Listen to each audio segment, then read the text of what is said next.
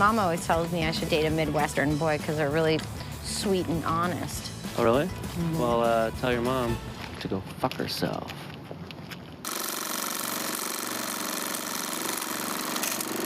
Hey everyone, I like to watch stuff, and here is my review of Judd Apatow's Love.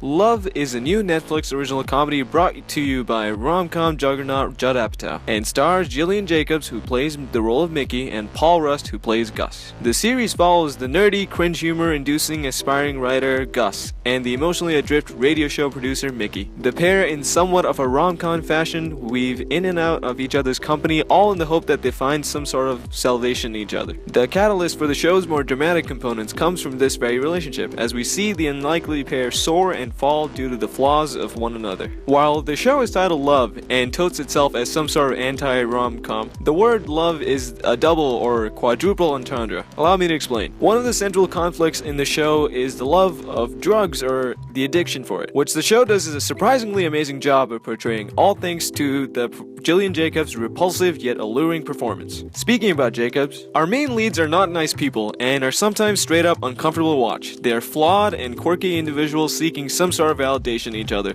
but to the testament of the actors, you still end up rooting for them. Besides that, this show is hilarious in a dry, dark, cringe humor kind of way. The humor varies sometimes into more absurdly dark territories. One friggin' awesome episode is where Gus is trying to ruin this date with Mickey's Australian but lovable roommate, Birdie, and for some odd reason, Mickey lets Birdie know that Gus is tanking the date, and as such, Birdie goes all out in trying to outdo Gus. As the episode progresses, the comments made by the two get increasingly uncomfortable in a very funny way. While I really enjoyed trying to predict where Gus and Mickey would end up, I was really infatuated with all the secondary characters. I loved the fact that Gus's group of friends write theme songs to movies that don't have them. Just the quirkiness of this idea had me chuckling. It's elements like these that made me realize that TV is where Judd Apatow belongs, as his pseudo-dissection into the human condition is amazing to take in. Each episode has these very real, insightful, and philosophical comments about love and life, which are delivered through the very realistic dialogue. I really love the show, but yes, there's a big but. The show's pacing might turn some people off, as it takes a while for Gus and Mickey to end up together,